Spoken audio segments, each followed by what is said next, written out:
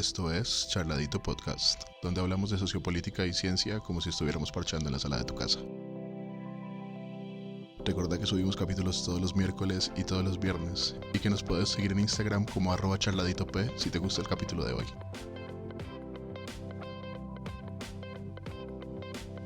Bueno, estábamos hablando de energía nuclear, hablamos de radiación, pero todo comenzó porque el primo nos decía que en la Luna hay una gran cantidad de helio 3 y el helio 3 es clave para la generación de energía nuclear.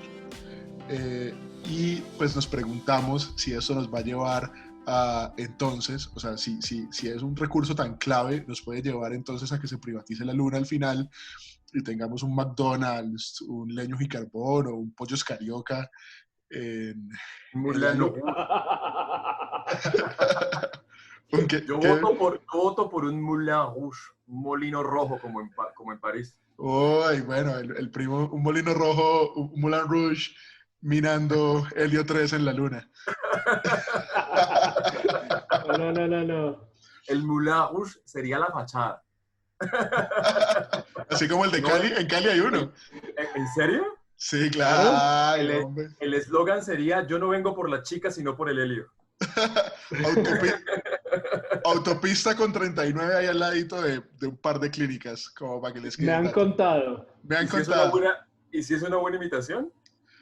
No sé, no, a mí me contaron, yo nunca fui. Yo tampoco sé, porque yo no sé esas cosas de adultos. Bueno, pero entonces, respecto al helio 3, a mí hay una cosa que no me quedó clara de los últimos capítulos, y es, ¿el helio 3 es vital para la fisión o para la fusión nuclear? No, hasta ahora hemos hablado solamente de la fusión. La fisión es un cuento aparte, implicaría por lo menos otros 2 capítulos. ¿No es al revés? E implica grandes problemas, la fisión. No, pero en los capítulos de historia hablamos de fisión. Ah, bueno, sí, pero me refiero a lo último. Sí. Bien, cuando hablamos del 38, Adolfo Hitler, ahí arrancamos hablando de fisión, pero ese solamente es el inicio de todo el asunto. Después nos dedicamos a hablar de fusión. Entonces, lo que implica al helio, o sea, en su forma de helio 4 o en su forma de helio 3, es la fusión. Se unen, por así decirlo, núcleos de determinados elementos. Entonces, hay que hacer una claridad. Se le puede llamar fusión, pero lo que puede estar pasando no necesariamente se corresponde con una unión en el sentido literal. Puede ser perfectamente una reacción química al estilo yo soy una partícula A y entro a sustituir a una partícula B. E igual uno puede encontrar el título o el rótulo de fusión. Pero no quiero entrar en esos detalles.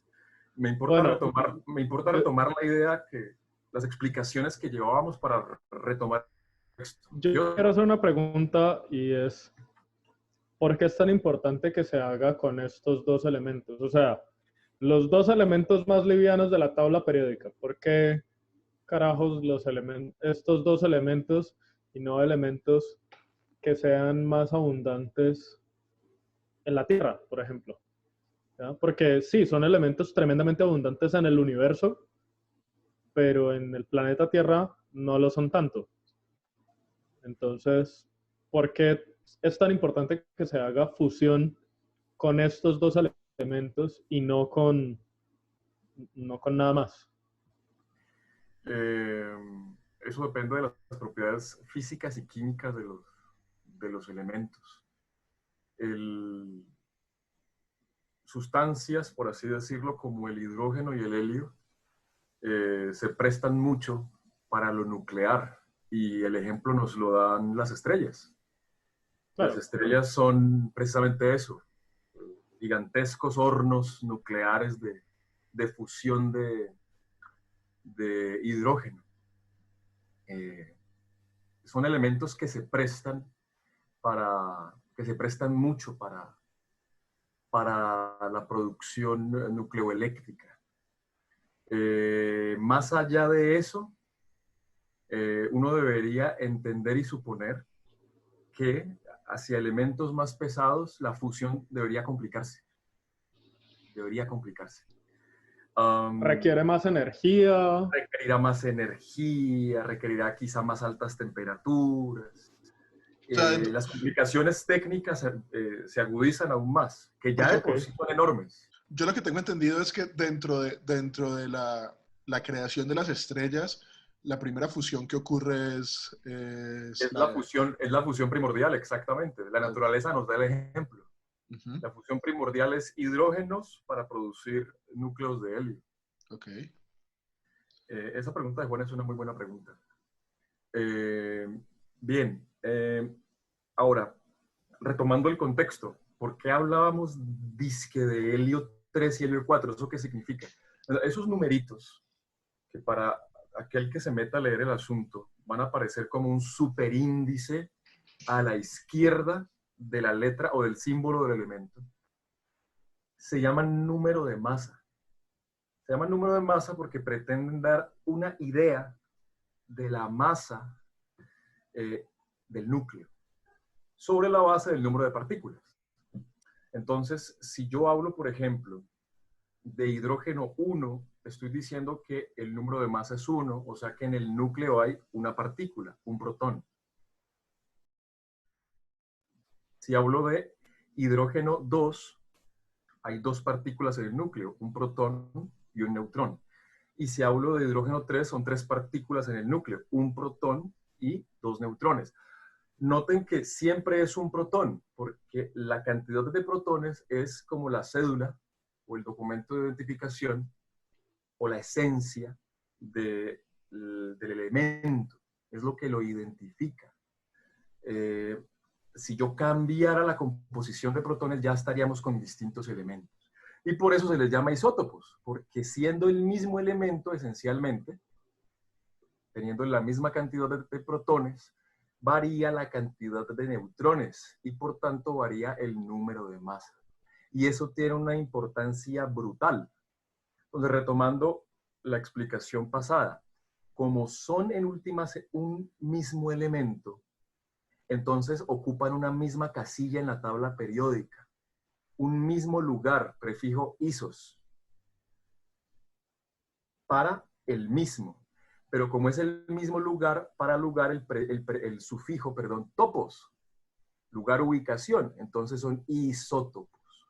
Son 3 isótopos del elemento hidrógeno. ¿Gordo? O sea, vos me estás diciendo que cada uno de los cuadritos de la tabla periódica hay diferentes tipos de ese mismo cuadrito.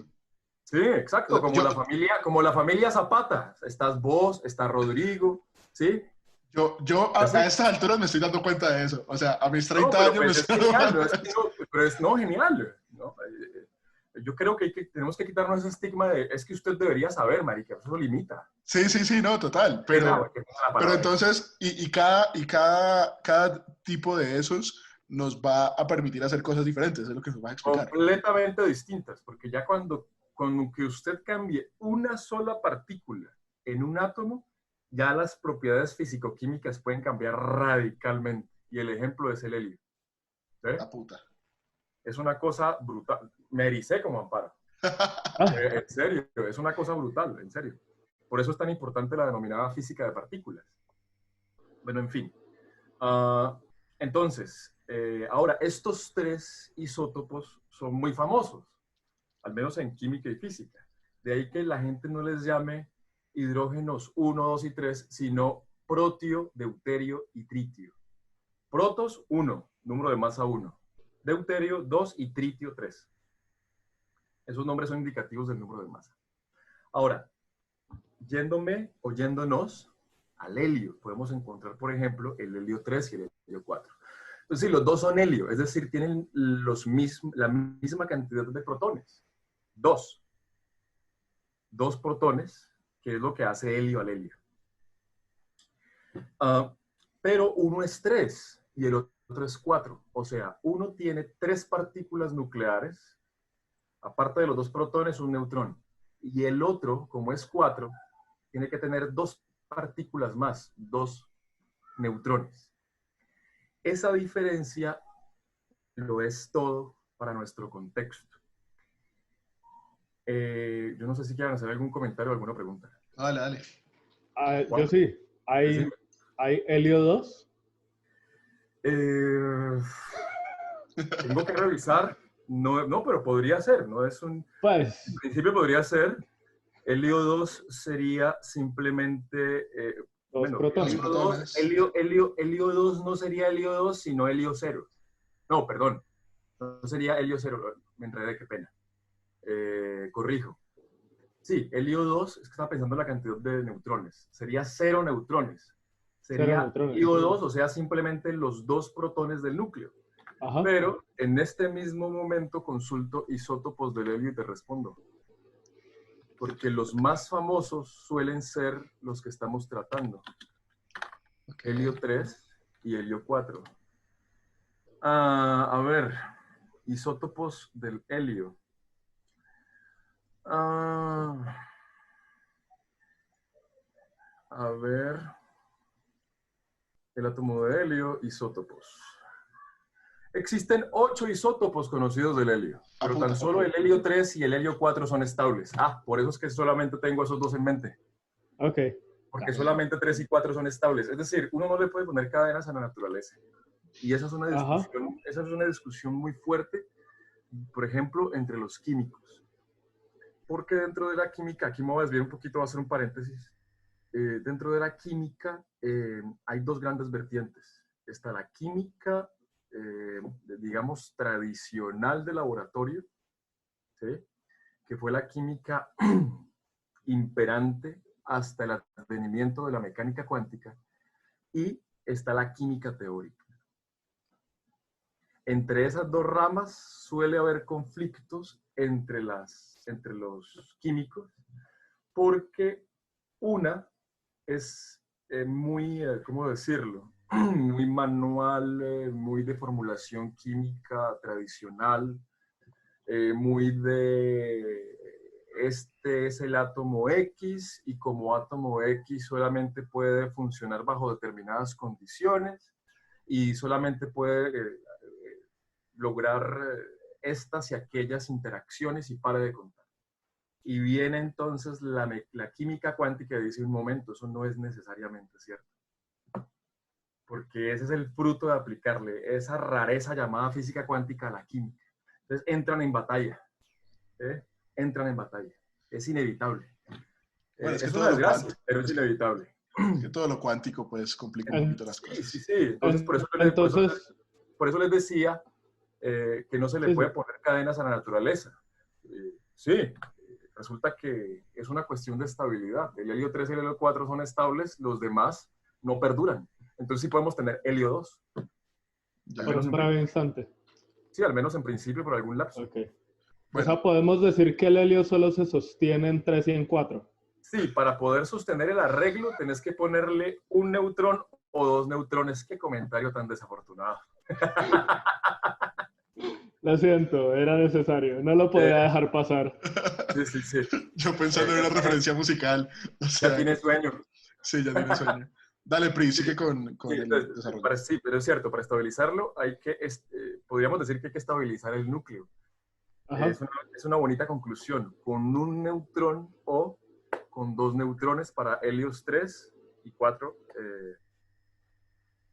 como formas estables de helio. Bien, entonces continúo. ¿De qué se trata el procedimiento? ¿Cuál es el punto? El punto es, evidentemente, liberar cantidades aberrantes de energía. Ese es el punto inicial. Porque si no, pues apague y vámonos, no estamos haciendo nada. Porque se supone que la idea es evaporar agua para que el vapor mueva turbinas y con eso se genere electricidad, por así decirlo. Una transformación de la energía, grosso modo. Entonces, ¿qué se hace originalmente? Y por eso hice la introducción que hice. Se pretende realizar la fusión, insisto, la fusión de ¿Un núcleo de deuterio con un núcleo de tritio? O sea, un núcleo de dos, de un isótopo de 2 de hidrógeno con un isótopo de 3 de hidrógeno. Sí, señor. Un isótopo con, voy a usar un lenguaje infantil, un isótopo con, o un átomo de hidrógeno con 2 pepitas en el núcleo y otro con 3 pepitas en el núcleo. ¿Sí? Ok. ¿Qué se logra con esta fusión o con esta reacción química? Que finalmente es lo que es. Se produce un núcleo de helio 4. Es decir, resulta un núcleo de 2 protones, lo cual es completamente factible porque cada uno de los precedentes tiene un protón cada uno. Entonces, un núcleo de 2 protones y 2 neutrones. ¿Vale? Pero entonces hagamos cuentas. Tengo 2 protones, o sea, ya cubrí todos los protones precedentes, ¿cierto? Recuerden que la materia se tiene que conservar. Antoine Lavoisier. ¿Sí? Tenemos 2 protones. En uno teníamos una pepita extra, un neutrón, y en el otro tenemos 2 para 3 neutrones. ¿Estamos de acuerdo? ¿Sí? Si son 3 neutrones y se nos formó helio 4, y por tanto con 2 neutrones nos está sobrando un neutrón. ¿Sí estamos? Sí. Por tanto, la reacción química es deuterio más tritio produciendo helio 4 más un neutrón. ¿Estamos de acuerdo? O sea, nos está sobrando un neutrón. Nos está sobrando un neutrón. Jimmy. Y la pregunta viene a ser, ¿y qué? ¿Eso qué importa? Entonces, hay que poner un poco más de contexto. Resulta que, ¿qué pasó? Dale. Ah, sí, es un hueso. Sí, no, Juan ya tiene sueño, marica. Juan ya tiene sueño. No, para nada. Resulta que... En este capítulo yo estoy solamente para esas cosas. Vale. Dale. No diga eso. Entonces, ¿cuál es el problema? ¿Cuál es el punto? El punto es que hay que, ¿cómo decirlo? Hay que contener esta reacción. Las reacciones tienen sus recipientes, a los que se les llama necesariamente reactores, por la palabra reacción, evidentemente. El reactor tiene que contener la reacción química que se está presentando. Esta reacción es una reacción muy particular, no es una reacción cualesquiera de laboratorio, de práctica, de colegio y ni siquiera de universidad.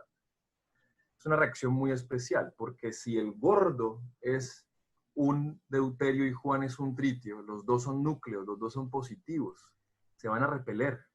Y la fuerza de repulsión es intensa. Entonces, ¿cómo demonios yo estoy logrando que estos 2 núcleos colisionen para que se dé la reacción? Porque la reacción implica una colisión. Tengo que incrementar la energía de movimiento de los núcleos para forzar el choque. Tengo que incrementar la energía cinética. Incrementar la energía cinética implica calentar. Eso es inevitable. Hay que disparar la energía térmica del sistema. Hay que incrementar brutalmente la temperatura. Lo que está reportado es la necesidad de una temperatura de alrededor de 200 millones de grados centígrados. Eso es una bestialidad de temperatura. ¡Qué puta! Para exacerbar los movimientos de las partículas y así, cuando los núcleos, ambos evidentemente positivos, tiendan a encontrarse, la energía de movimiento rebase la repulsión eléctrica. Entonces, sí, nos repelemos porque tenemos la misma... Claro, nos repelemos porque tenemos la misma carga. Al diablo, vamos embalados. Y se da la colisión. ¿Sí? O sea, tenemos que simular por velocidad lo que en el Sol se hace por gravedad. Sí, tenemos que forzar... En el Sol se puede forzar esa fusión por la gravedad de la estrella. No solamente por la gravedad, sino porque ajá, el Sol ya es en sí mismo ese horno. Sí, claro, pero finalmente es la gravedad de esa misma estrella la que está forzando a las partículas Sí, es la, a es la fusionarse. combinación de las dos, es la combinación de Ajá, las dos. ok. Entonces nosotros tenemos que vencer esa repulsión. Y la única forma de vencer esa repulsión es por temperatura, 200 millones de grados centígrados. Eso es mucho, evidentemente. Entonces, sobrepasado el obstáculo, se dan los choques, se logra la reacción química, y con todo lo que ya conté, pero como lo que tenemos es un horno por reactor, lo que se forma es un plasma. Ese es el lenguaje técnico. Lo que se forma es un plasma. Hay que contener ese plasma y la única, o bueno, no la única, hay dos formas cuando menos de contener el plasma, no me voy a meter por ahí. Una de esas formas es confinamiento magnético. Se establece un campo magnético que encarcela las partículas y es allí donde viene el gran pero. Si mi reacción química libera, además de la gran cantidad de energía y además del helio 4, libera un neutrón, lo que está haciendo es liberar un renegado, porque es neutrón, no tiene carga. ¿Cómo demonios confino con un campo magnético una especie neutra? No puedo. Entonces simplemente va a ser básicamente un reactor con una fuga. La reacción tiene una fuga, el plasma tiene una fuga, y eso no se puede permitir. Entonces, ¿qué hacen? Tratan de aprovechar la fuga. A las paredes internas del reactor las recubren, por ejemplo, con litio. Entonces, el neutrón renegado que sale a chocar contra las paredes del reactor, choca contra el litio se puede degradar por otra reacción para realimentar la reacción nuclear original, para producir más reactivos. Pero eso no dura toda la vida, el recubrimiento eventualmente se va a agotar y la reacción del neutrón rebelde va a ser ya contra el material mismo de las paredes del reactor. Eso va a empezar a degradar las paredes del reactor y eso va a ser una fuente de contaminación radioactiva. Todos estos problemas son problemas a tener en cuenta, evidentemente son problemas serios, no solo por el asunto de la contaminación, sino por el asunto económico. Y es que si a mí se me desgasta el contenedor, yo tengo eventualmente que cambiarlo. Eso es un dinero. Claro. Eso es un dinero y supongo que no ha de ser cualquier bicoca. Sí, eso no ha de ser cualquier bicoca. Tome Entonces, exacto, sí, exacto. Sí. ¿Cuántos van, gordo? ¿Tres? ¿Tres chistes de Juan? Dice la leyenda que el tercer chiste Juan se queda dormido, así que no demora. Ojalá. Bien, bien. Ojalá sinceramente, porque últimamente esta cuarentena me tiene el sueño Sí, sí. despedazado. Me No es el tiene único. durmiéndome a la madrugada. Es una de las razones por las que hacemos este podcast, para Sí. poder sobrellevar la Sí, cuarentena. es que este podcast realmente es terapia de grupo. Totalmente. Es un club de lectura. Con público. Y esta es nuestra versión de grupo de oración. En 6 meses, en seis meses vamos a estar haciendo rutinas de ejercicios lideradas por Juan. Sí. Perfecto. Bien. ¿Quieren comentar? ¿Quieren preguntar? No, dale, Pri. Juan, Yo sí. vale. ¿Y en dónde entra el helio 3? Excelente. Porque hasta ahora estamos trabajando deuterio, tritio para producir helio 4. Y entonces, Excelente. ¿de qué nos va a servir traer helio ¿Dónde 3 de entra la el helio Luna? 3? ¿Cuál sería el propósito? Porque se supone que el helio es el resultado de la fusión. Exacto, exacto. Pero esa es una de las compatibilidades de helio a helio. Pero hay otra compatibilidad y es por número de masa. Hablamos de tritio, o sea, hidrógeno 3.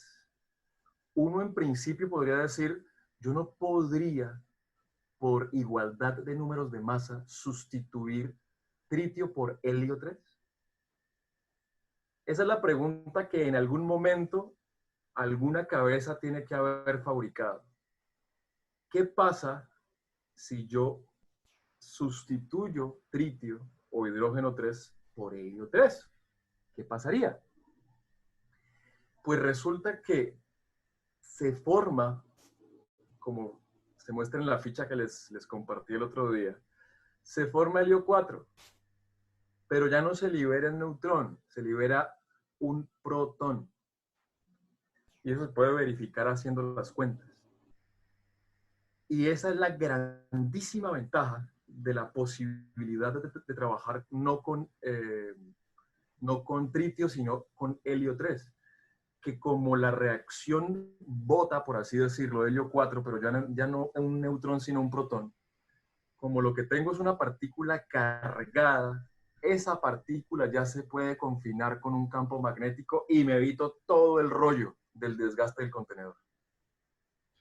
Pero vení, si nosotros usamos helio 3 para chocarlo con el tritio, o sea, el helio 3 me dijiste que tiene con deuterio. Con deuterio, ok. Con deuterio. Entonces, el helio 3 tiene 2 protones y un neutrón. Y un neutrón, exactamente. Y el deuterio tiene un protón y un neutrón.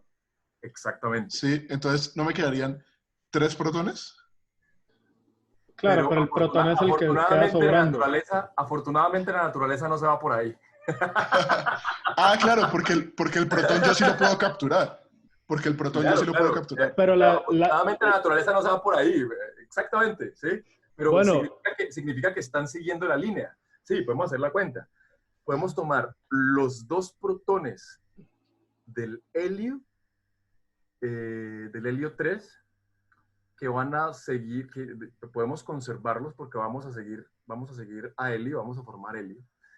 Pero esta vez es helio 4, o sea que el helio 3 recibe un neutrón del deuterio necesariamente y por tanto el deuterio se convierte en protio, o sea, un protón desnudo. ¿Sí? Ese protón desnudo, por ser positivo, es perfectamente confinable con el campo magnético y se nos soluciona el problema del contenedor. Nos evitamos el problema de la contaminación, nos evitamos el problema económico de sustituir el contenedor, en fin. Yo hago la pregunta pendeja. ¿Y por qué no coges ese protón y se lo clavas a un deuterio? O sea, más deuterio. Porque en ese caso estarías produciendo, en vez de confinarlo magnéticamente, aprovechas la energía con la que sale después de la colisión para que colisione esta vez con un deuterio que tiene un protón y un neutrón. Y me regenere helio 3. Y te regenera helio 3. Eso puede ser bien interesante. Una idea interesante. Debe tener un reto técnico jodido, ¿no? Sí, claro, obviamente. En eso estaba pensando porque resulta que habría que ver si se puede generar algún tipo de reacción en cadena o algo así, como se genera con la fisión.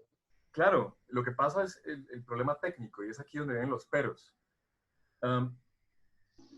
Si allá se necesitaban 200 millones de grados centígrados, en el caso de la fusión con helio 3, la temperatura tiene que ser aún más alta. Es lo que está reportado. Pucha.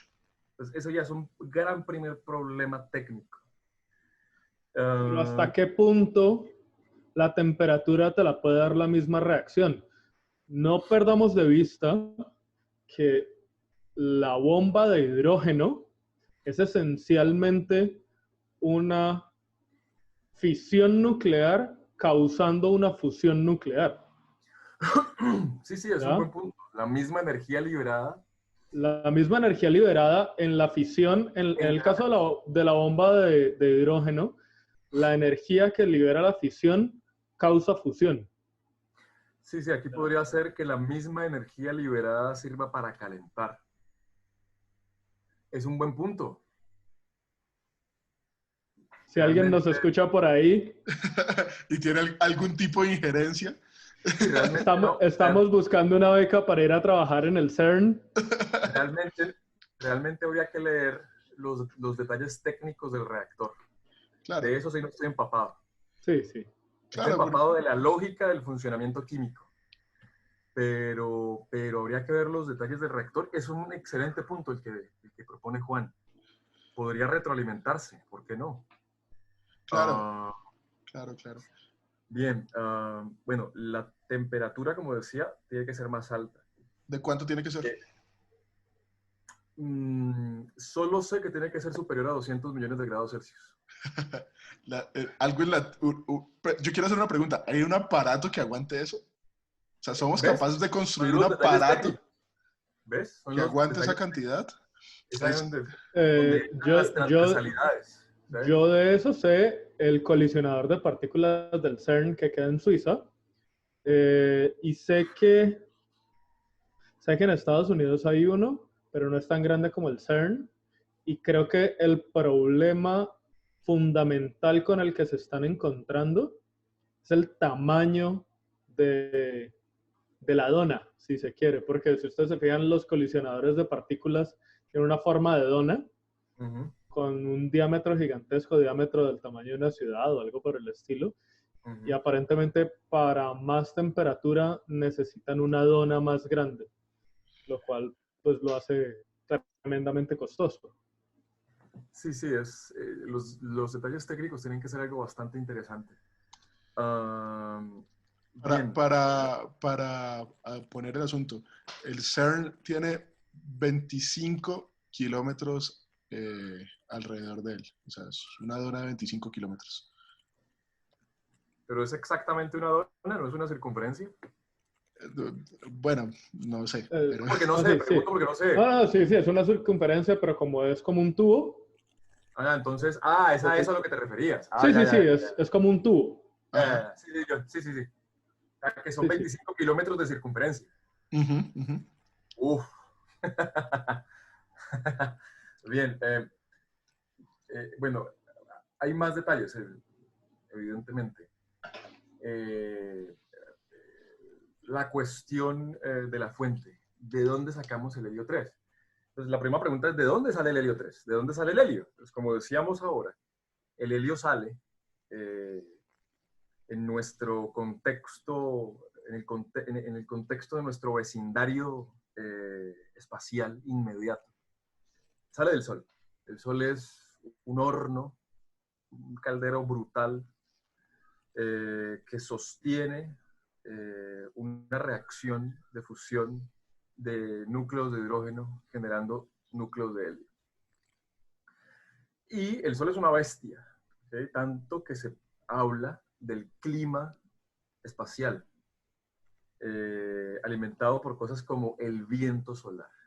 Entonces, en esas emanaciones o emisiones solares sale el helio producido, salen ráfagas de helio. Sin embargo, nos encontramos con que el helio en el planeta es escaso. Entonces, ¿cómo así si estamos completamente expuestos al Sol? Ahí está el punto. Realmente no estamos expuestos al Sol, no suficientemente. Tenemos una atmósfera y además tenemos un campo magnético. Nos podemos meter en detalles.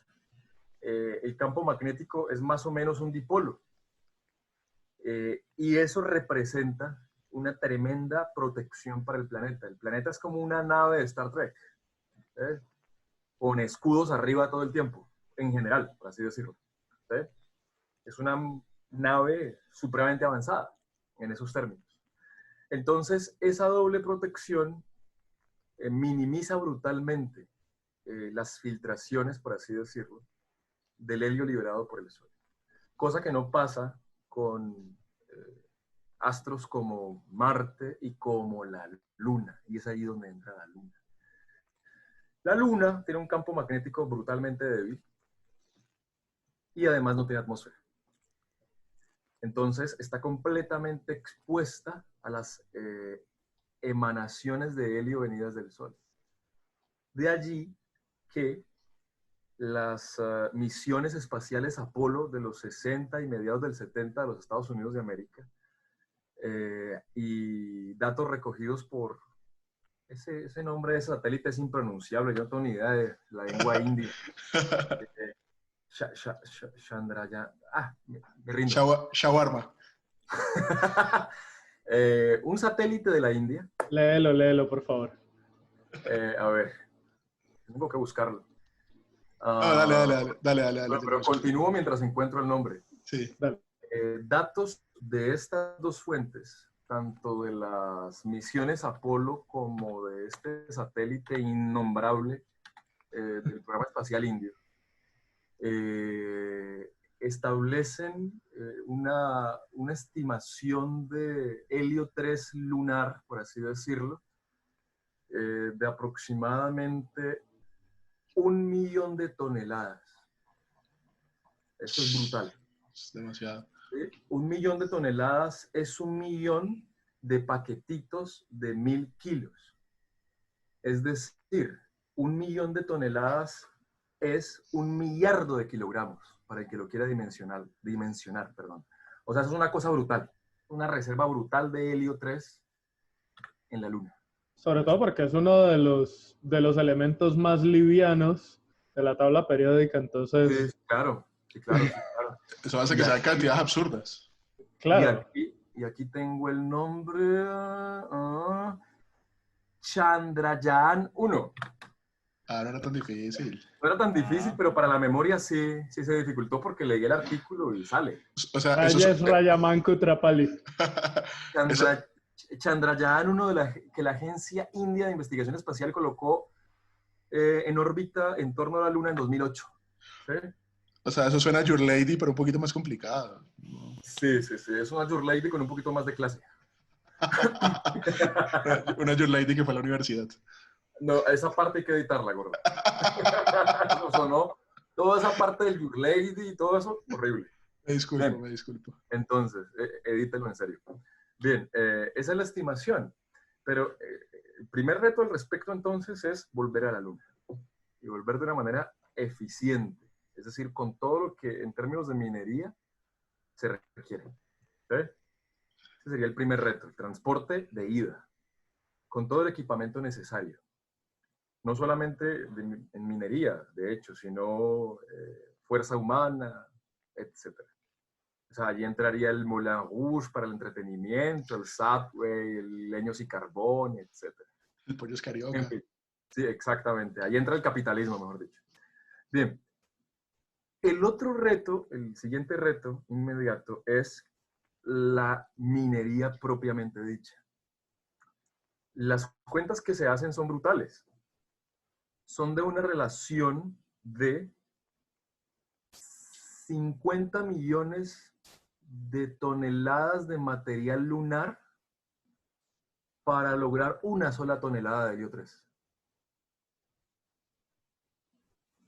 Es aterrador, ¿cierto? Es aterrador. Es brutal. Ese es un reto. Es todo un reto y me parece que queda genial, digamos, para cerrar por donde comenzamos, que fue por la exploración espacial, por la privatización de la Luna. Me parece que cierra el ciclo perfectamente porque, digamos que nos da otra razón para tener una base lunar. ¿Sí? Para establecernos allá y poder ser sostenibles, aprender a ser sostenibles en el espacio. Y una de las razones puede ser esta de, bueno, porque es que vamos a establecer colonias mineras en la Luna para poder obtener helio 3, para poder hacer pruebas alrededor de la fusión nuclear. Sí, la Luna en sí misma al respecto es una mina.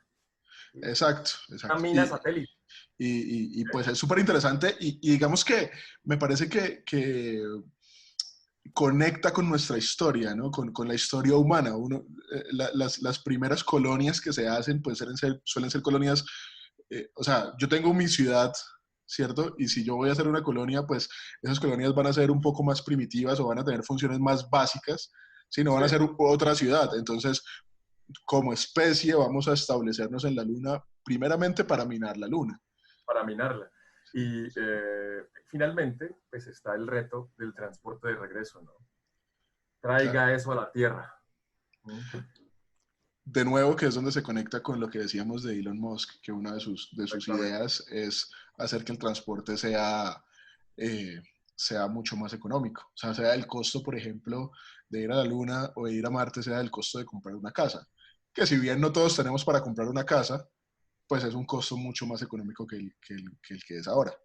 Sí, claro, pero como apunte romántico del panorama, eventualmente, si el asunto continúa, progresa, quizá no nosotros, pero sí los sobrinos o los hijos de los hijos, van a decir, ¿y eso qué es? Ah, no, son las naves mineras. Sí, me parece una chimba. Y para terminar, No, no, o sea, genial, una es maravilla. O sea, genial, imagínate el espectáculo nocturno. brutal, Y brutal. además nosotros por nuestra posición aproximadamente ecuatorial, servimos como puntos de lanzamiento. Yo quiero dejar ese tema, Eso es un negocio. yo quiero poner ese tema para un próximo capítulo, ¿sí? Dejarlo hasta allí y en un próximo capítulo hablar de las posibilidades de una carrera espacial en Colombia. Me parece chévere lo que acabamos de hablar en términos de todo lo que se debe lograr, ¿sí? El papel, por ejemplo, que puede tener la inteligencia artificial para minar de manera automática, el papel para establecer una colonia en la Luna y por qué es necesario ir a minar a la Luna. Dato importante, nosotros aquí en la San Buenaventura tenemos un programa de aeronáutica espacial, niveles de posgrado. No tenía ni idea. ¿Juan iba a decir algo? Sí, se les tiene la pronunciación del satélite indio. Por favor. Chandrayaan. No jodas. No jodas. Es muchísimo más elegante. Yo lo que hice fue una aberración. O sea, si hay alguna especie de academia de la lengua india, acaba de provocar cuando menos 10 suicidios. Por lo menos. Por lo menos. Pero sabemos que allá todo es en masa, entonces yo creo que fueron más. Repetilo, porfa, repetilo. Chandrayaan. Chandrayaan. Oh, la, suena genial. Esto es Charladito Podcast, el podcast donde hablamos de ciencia y sociopolítica como si estuviéramos en la sala de tu casa. Muchísimas gracias por acompañarnos en este ciclo de ciencia. Les recuerdo que estamos en YouTube para que desde ahí compartan nuestros capítulos. Publicamos todos los miércoles y todos los viernes. Y estamos en Instagram. Síganos en @charladitop y nos vemos en una próxima ocasión.